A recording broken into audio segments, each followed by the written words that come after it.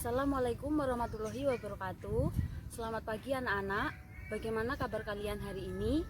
Semoga selalu dalam keadaan sehat dan tetap semangat. Seperti biasa, sebelum memulai pembelajaran hari ini, marilah kita berdoa menurut kepercayaan masing-masing. Berdoa dipersilakan. Berdoa selesai. Nah, selanjutnya sebelum masuk ke materi, Ibu akan menjelaskan tujuan pembelajaran hari ini. Tujuan pembelajaran yang pertama, melalui penayangan video pembelajaran, peserta didik mampu menentukan isi pantun dengan benar. Tujuan yang kedua, setelah menyimak video pembelajaran, peserta didik mampu menyusun pantun berbalas dengan benar. Tujuan yang ketiga, melalui penayangan video pembelajaran, peserta didik mampu menyajikan contoh interaksi antar warga masyarakat terhadap pembangunan di segala bidang, baik ekonomi, sosial maupun budaya. Tujuan yang keempat, setelah menyimak video pembelajaran, peserta didik mampu mengartikan hubungan, hak, kewajiban, dan tanggung jawab secara lengkap. Dan tujuan yang terakhir, setelah mengetahui hubungan, hak, kewajiban, dan tanggung jawab, peserta didik mampu menunjukkan pelaksanaan hak dan kewajiban sebagai anggota keluarga, peserta didik sekaligus warga masyarakat dengan tepat. Nah, selanjutnya kalian bisa menyimak video penyampaian materi dari Ibu. Videonya disimak dengan baik ya. Baik anak-anak, hari ini kita akan belajar tema 4, subtema 3, pembelajaran keempat dengan muatan Bahasa Indonesia, IPS, dan PPKN.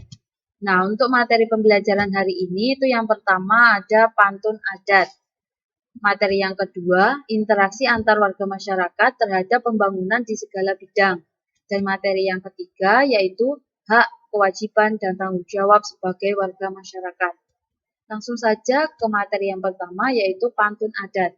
Nah, sebelum kita bahas, Ibu akan bertanya, apakah kalian tahu apa pengertian pantun adat? Ya, betul. Pantun adat merupakan pantun yang berasal dari budaya daerah di Indonesia yang berisi nasihat, himbauan, dan cerita. Nah, pantun adat itu mencerminkan adat budaya daerah tertentu dan keberadaannya dapat menambah kekayaan dan budaya Indonesia. Selanjutnya, kita simak kegiatan Sita pulang sekolah. Pulang sekolah, Sita menonton televisi. Sita melihat acara prosesi pernikahan adat Melayu yang menggunakan pantun. Sita terpana melihat serunya berbalas pantun dalam prosesi pernikahan tersebut. Nah, pantun yang disajikan dalam prosesi pernikahan itu merupakan pantun adat. Mengapa demikian? Karena pantun adat tersebut merupakan suatu adat atau budaya di daerah tertentu. Oleh karena itu, dikatakan sebagai pantun adat. Sekarang Ibu akan bertanya, apakah prosesi pernikahan di daerah tempat tinggal kalian ada tradisi berbalas pantun? Ya, sama. Di tempat Ibu juga tidak ada. Mengapa demikian? Karena budaya di setiap daerah itu tidak selalu sama. Oleh karena itu, dengan adanya prosesi pernikahan, itu akan memberikan kesempatan bagi warga masyarakat untuk bertukar pengalaman tentang budaya daerah dengan warga masyarakat lain melalui interaksi. Interaksi meliputi berbagai bidang, baik bidang ekonomi, sosial, maupun budaya. Selanjutnya, kita akan belajar materi yang kedua, interaksi antar warga masyarakat terhadap pembangunan di segala bidang. Pengenalan antar budaya daerah itu terjadi karena adanya interaksi antar warga masyarakat. Interaksi tersebut meliputi berbagai bidang, seperti ekonomi, sosial, dan budaya yang berpengaruh terhadap pembangunan daerah. Nah, interaksi antar warga masyarakat itu muncul karena adanya beberapa faktor penyebab. Faktor penyebab yang pertama yaitu ada perbedaan sumber daya alam. Sumber daya alam merupakan kekayaan yang dapat dimanfaatkan manusia untuk berbagai kegiatan. Perbedaan sumber daya alam berpengaruh terhadap kegiatan produksi daerah tersebut dan juga dapat mendorong suatu daerah menghasilkan produk yang berbeda. Contohnya, daerah pesisir yang mengandalkan laut sebagai sumber penghidupan didominasi oleh kegiatan perikanan. Sedangkan daerah pegunungan, kegiatan produksi didominasi oleh kegiatan pertanian. Dengan demikian, harga ikan di daerah pesisir akan lebih murah daripada harga ikan di daerah pegunungan. Begitupun sebaliknya. Di daerah pegunungan, harga hasil pertanian lebih murah daripada harga hasil pertanian di daerah pesisir. Selanjutnya, faktor penyebab yang kedua, yaitu perbedaan kondisi kependudukan atau demografis.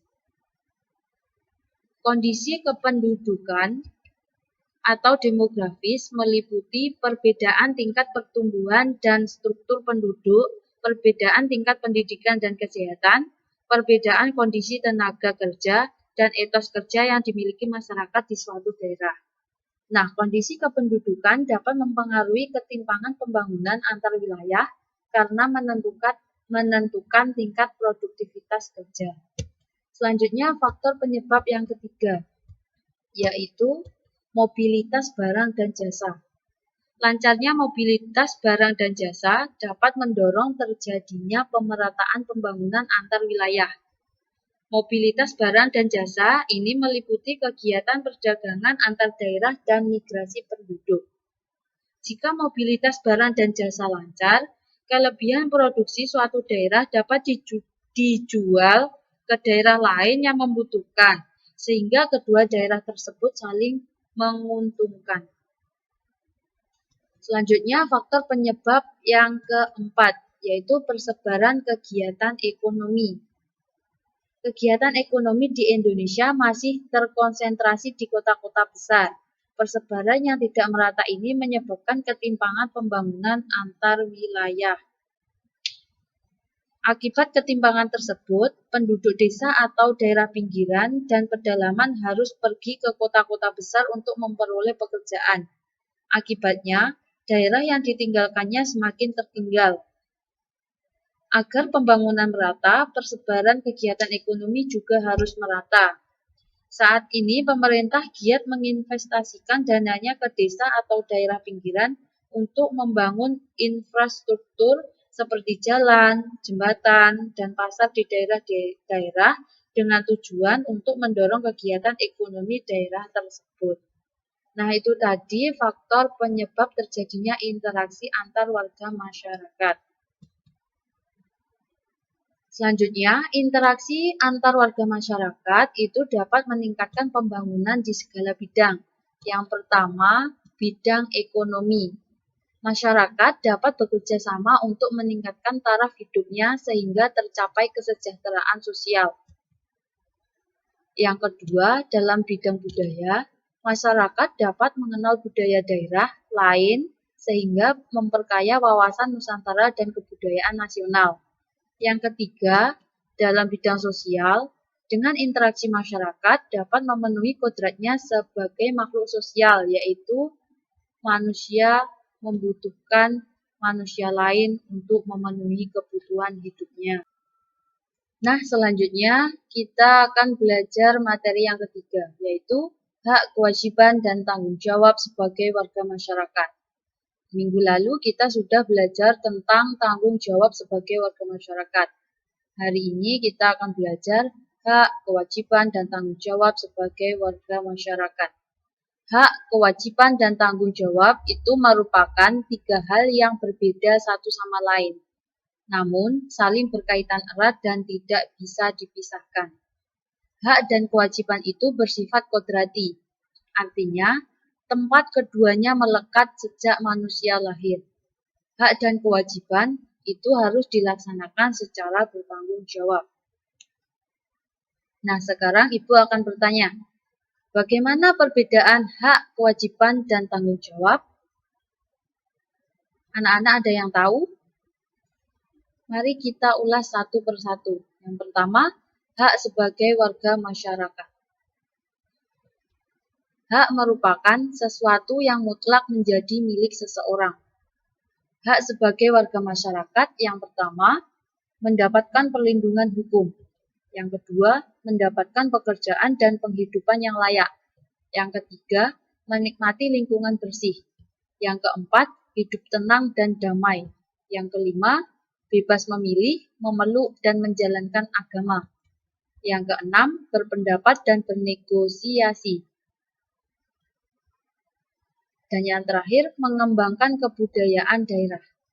Selanjutnya, kewajiban sebagai warga masyarakat. Kewajiban merupakan sesuatu yang harus dilakukan dengan penuh rasa tanggung jawab.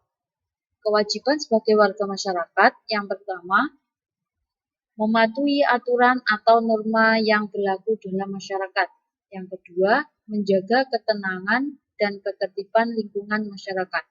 Yang ketiga, mengikuti kegiatan yang ada di lingkungan RT, RW, atau desa setempat.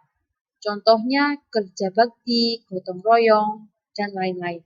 Yang keempat, menghormati tetangga di lingkungan tempat tinggal. Dan yang kelima, menjaga kebersihan lingkungan tempat tinggal. Selanjutnya, tanggung jawab sebagai warga masyarakat.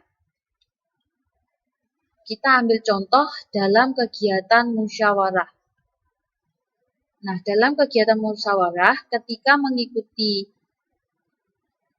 musyawarah, setiap anggota berhak menyampaikan pendapat serta memiliki kewajiban melaksanakan hasil keputusan dengan penuh tanggung jawab.